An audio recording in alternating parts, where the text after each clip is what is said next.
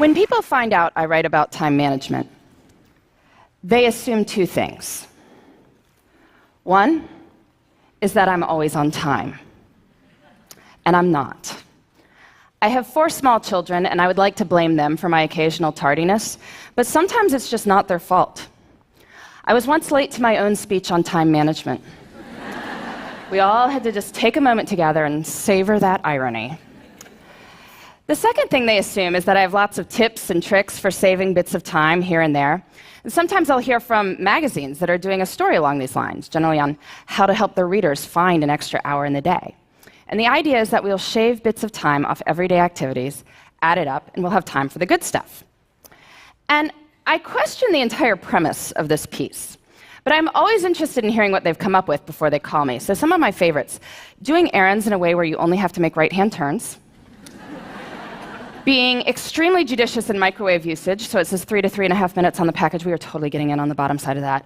And my personal favorite, which makes sense on some level, is to DVR your favorite shows so you can fast forward through the commercials. And that way you save about 8 minutes every half hour.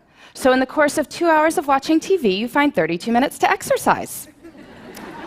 Which is true. You know another way to find 32 minutes to exercise?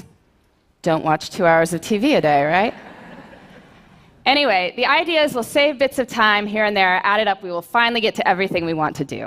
But after studying how successful people spend their time and looking at their schedules hour by hour, I think this idea has it completely backward.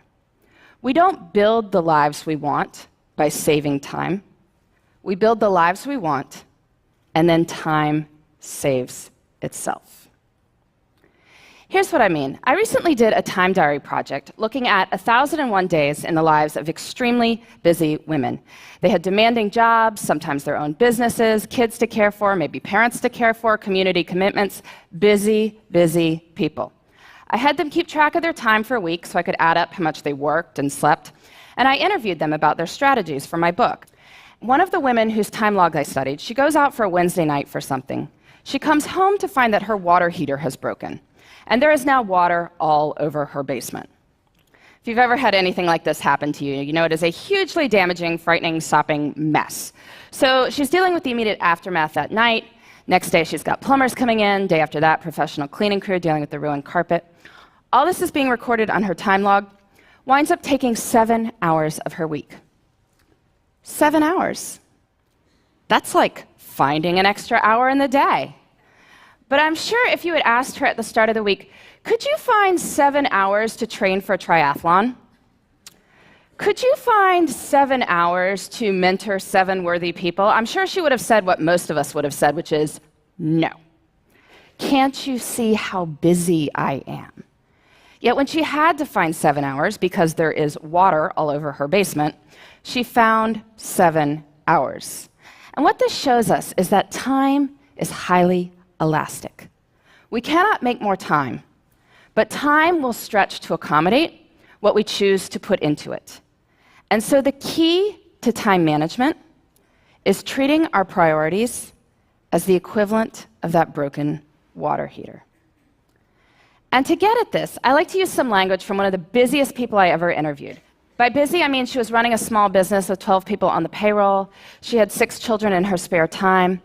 I was getting in touch with her to set up an interview on how she had it all, that phrase. I remember it was a Thursday morning, and she was not available to speak with me, of course, right? But the reason she was unavailable to speak with me is that she was out for a hike, because it was a beautiful spring morning, and she wanted to go for a hike. So, of course, this makes me even more intrigued, and when I finally do catch up with her, she explains it like this. She says, "Listen, Laura, everything I do, every minute I spend is my choice. And rather than say, I don't have time to do X, Y, or Z, she'd say, I don't do X, Y, or Z because it's not a priority. I don't have time often means it's not a priority."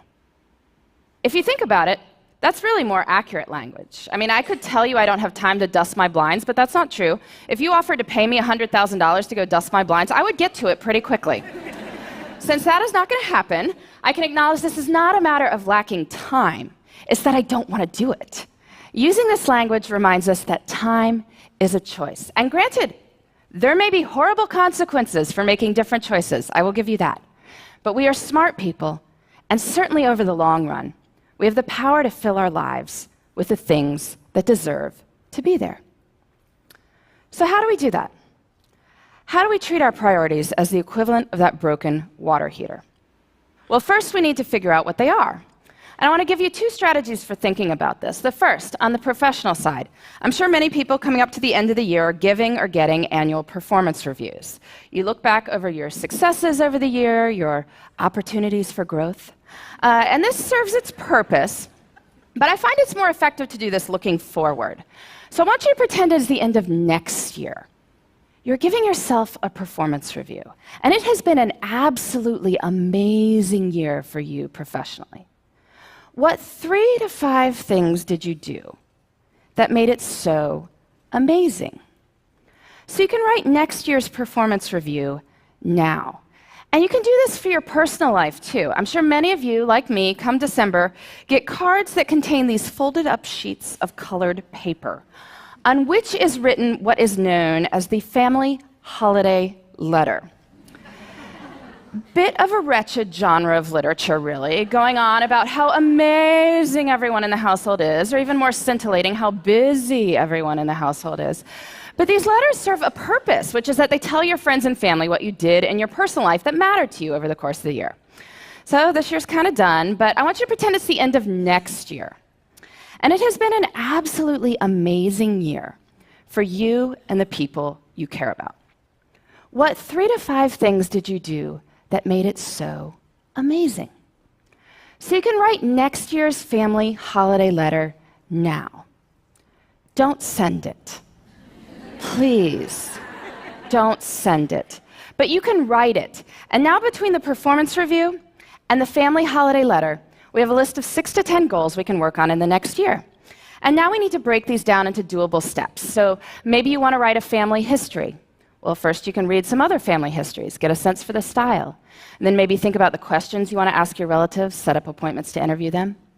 Or maybe you want to run a 5K.